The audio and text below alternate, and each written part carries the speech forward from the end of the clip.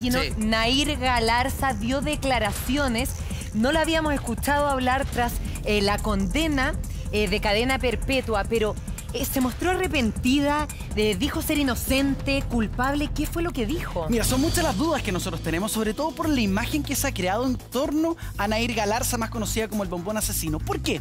Porque es una mujer que se decía que tenía manager, que se cuidaba mucho las uñas, que ella exigía que le dieran las redes sociales y que por sobre todo la mantuvieran como una estrella al interior de la cárcel. Pero ¿qué pasa con el arrepentimiento que tú me decías, Mari? ¿Ella de verdad siente que es inocente hasta el día de hoy? Bueno, todas estas preguntas se le hicieron que por primera vez ella habla públicamente. Las últimas apariciones son las imágenes que hemos estado viendo sobre ella, donde va a un control con un dentista a la cárcel de hombres, y en ese trayecto la prensa intentó conversar con ella y dijo algo que era bien clave. A ver. Todo lo que ustedes, se refería a la prensa, han dicho es totalmente mentira. ¿Todo? ¿Hasta el pololo? Todo. De ahí no habló más. Pero ahora, Nair Galarza rompió el silencio y quiero que se fijen muy bien en lo siguiente. Su vestimenta, sus uñas, pero por sobre todo, la respuesta que da a cada pregunta que le da la periodista. Esto es Nair Galarza por primera vez en los medios de comunicación. Miren. Fernando pudo haber evitado todo. Y eso me hace sentir demasiado culpable. Más allá de todo lo que pasé con él, más allá de que si se veía conmigo o no. Tras intensos meses en la cárcel, Nair Galarza, la joven acusada por asesinar a su pareja en Argentina, decidió hablar por primera vez. La joven de 20 años dio una entrevista exclusiva para el medio argentino El Diario de Mariana. Cumpliendo su condena de cadena perpetua, quiso romper el silencio y entregar su versión sobre el crimen de su novio. La noche del crimen marcó un antes y un después en la vida de Nair Galarza. Todo comenzó cuando un chofer del transporte público encontró a Fernando Pastorizo tirado en una calle. Estaba herido y con 2 disparos. En ese momento todo se veía como un ajuste de cuentas y Nair declaró como testigo. Contradicciones, engaños, mentiras y teorías envolvieron el juicio de uno de los casos más impactantes de Argentina. Probablemente usted se está preguntando, ¿a quién le habrá confesado primero el crimen? Ponga atención, señora, y escúchelo de la mismísima Nair Galarza. A mis padres. ¿Enseguida que ocurrió? No. No, es que yo ese día no podía reaccionar. No entendía todavía lo que estaba pasando. Ni siquiera sabía lo que me estaba pasando, no caía. ¿Pero qué habrá pasado cuando Nair llegó a su casa tras haber cometido el crimen que hoy la tiene condenada en la cárcel? Se decía que actuó fríamente, que incluso llegó a dormir a su casa. ¿Qué dice la propia joven en esta entrevista? No, ¿cómo me voy a ir a dormir? Era una bola de nervios, no sé si no me dio un ataque de nervios, está bien. Imposible que me acueste a dormir. Entré a mi habitación y me quedé quieta. Lo más impactante es que ella asegura haber tomado conciencia 3 meses después del crimen y cuando se refiere a la muerte de Pastorizo lo hace mencionando que fue un fallecimiento y no un asesinato. Pero no lo puedes decir de otra manera. No. Es que haya sido accidental o no, la realidad es que hay una persona que falleció. ¿Se pudo haber evitado el crimen? Claro, porque una cosa es pensarlo y otra concretarlo. Es más, si se hubiera defendido de alguna agresión de su pololo, ¿por qué el disparo fue por la espalda? El silencio de Nair dura 12 segundos, pero no pierde de vista su cara y su sonrisa final. Quizás vos disparabas para defenderte de Fernando y Fernando encontraba la muerte también, pero no hubiera sido por la espalda.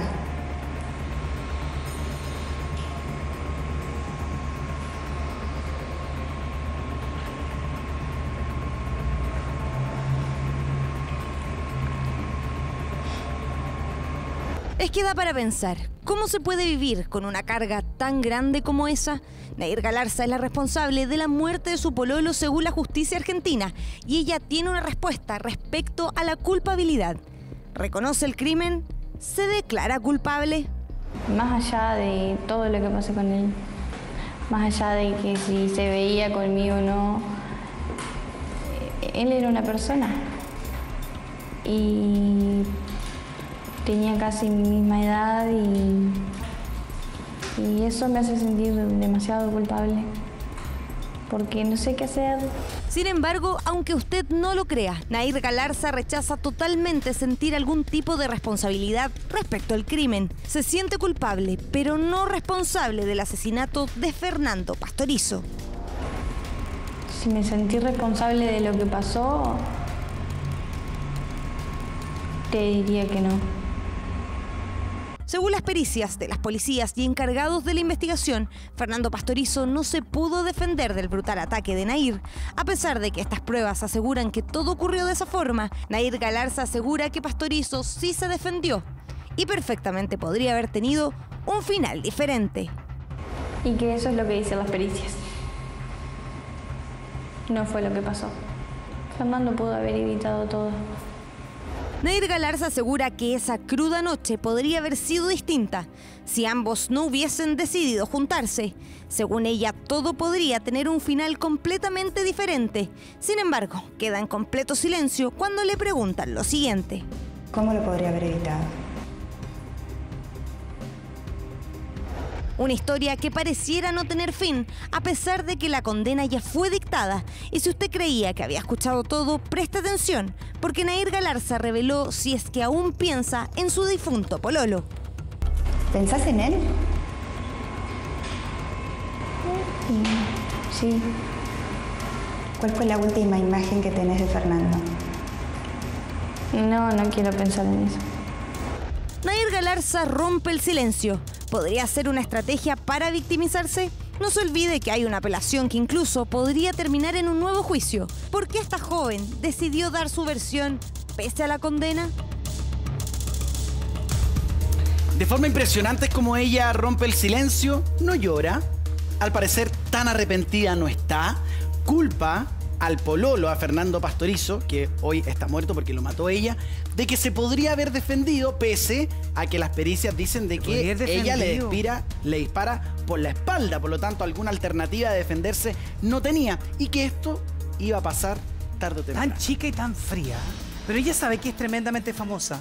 Ella sabe que es tremendamente famosa. De hecho, quiere dar esta entrevista justamente para desmentir todo lo que han dicho. Ella dice que jamás tuvo manager, que nunca se ha hecho las uñas, y ahí la cámara se acerca a sus uñas y están maravillosas, perfectamente pintadas, muy arregladas. Entonces, ella trata de desmentir esta figura de estrella dentro de la cárcel como para victimizarse un poco, pero cuando le dicen, ¿estás arrepentida?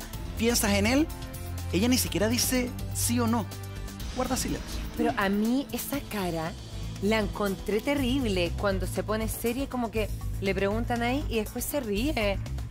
Es como que se deja en evidencia el personaje o perfil psicológico que pueda tener. Claro, ella además dice que nunca entró en razón hasta pasado 3 meses después del asesinato de su pololo.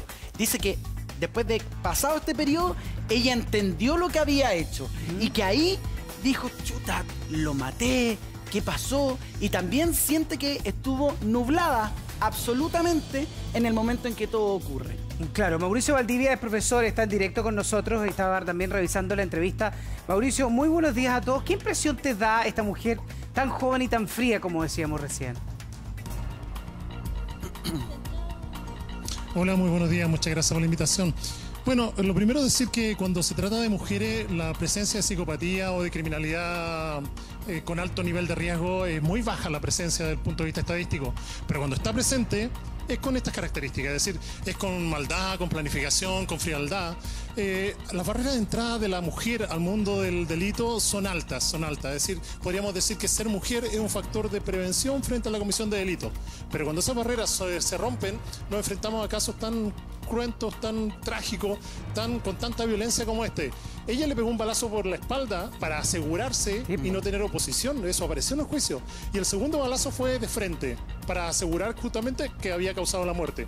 Por lo tanto, aquí la frialdad no aparece el celo, no aparece la emoción violenta, sino que aparece algo planificado, elaborado, muy diseñado, muy artístico, con muchos cambios a través de lo que fueron sus primeras declaraciones, incluso hasta llegar a lo que es Mauricio, yo quisiera ir al origen, porque ella tenía y captaba la atención de los medios gigantescamente por todos lados. ¿Por qué habrá decidido dar una entrevista? Porque ¿de qué le sirve? No le va a bajar la condena, si su imagen es buena o mala, en ella no le sirve en lo absoluto en su diario vivir. Aquí podemos mezclar varias hipótesis. La verdad que los diagnósticos que se pusieron en juego en el juicio no fueron considerados para aplicar la condena, porque lo que importaba era si había actuado ella con la capacidad de comprender lo que hizo y dirigir la conducta, es decir, si era o no imputable. Y se consideró que era imputable, por lo tanto, el resto de los diagnósticos no se consideraron desde el punto de vista de la pena, pero sí el narcisismo. O sea, ella es extraordinariamente narcisista, es decir, un egocentrismo ya en que busca la fama, busca la atención. Hay un aspecto que no se consideró y me parece que no lo han dicho ustedes, que ella cuando tenía 15 años, denunció justamente un secuestro y que ese secuestro había sido justamente, la habían drogado y la habían secuestrado. Eso no se logró comprobar la veracidad de esto y daría cuenta justamente de su show, de su simulación, es decir, de la necesidad de llamar la atención. Pero entonces, ¿tú explicas esta aparición de ella ahora como una necesidad de mantenerse vigente de su egocentrismo de querer seguir siendo el bombón asesino? Mari, tú tienes toda la razón. Aquí vemos algunos ejemplos, por ejemplo, nuestra psicópata, la psicópata nacional, la Quintrala, María del Pilar Pérez.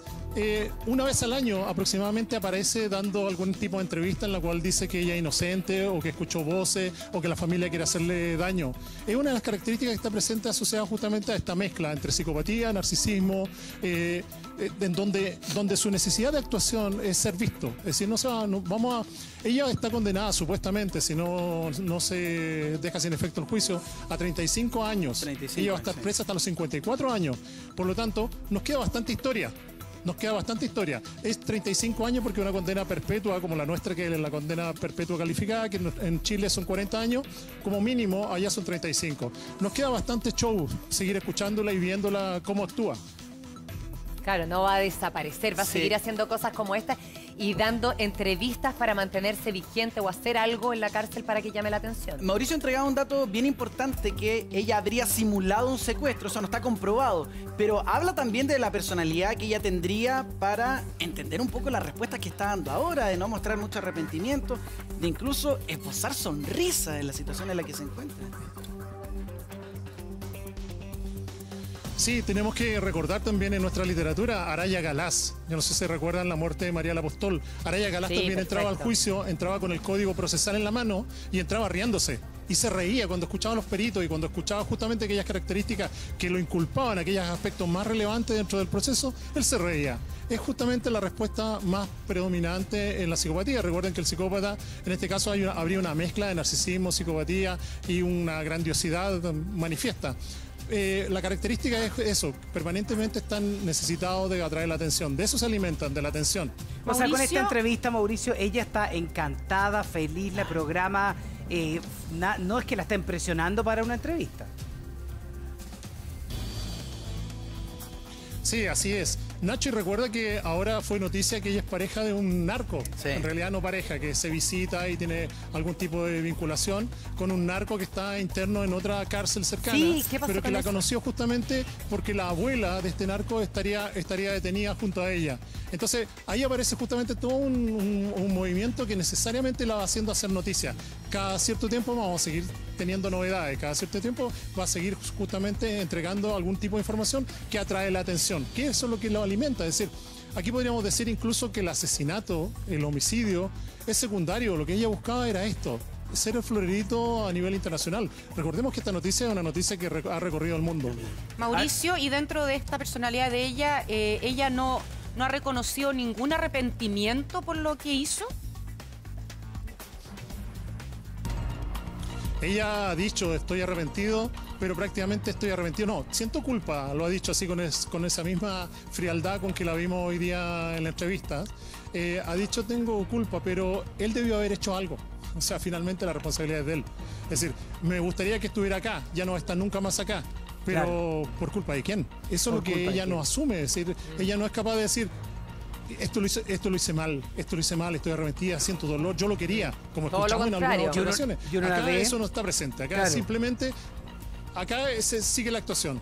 Y uno la ve y reconoce también a otros casos que hemos tenido aquí en el programa. claro. Mauricio, te queremos agradecer. Gracias por ser tan clarito también al analizar la entrevista de Nair Galarza. Que tenga un buen día, Mauricio. Muchas gracias.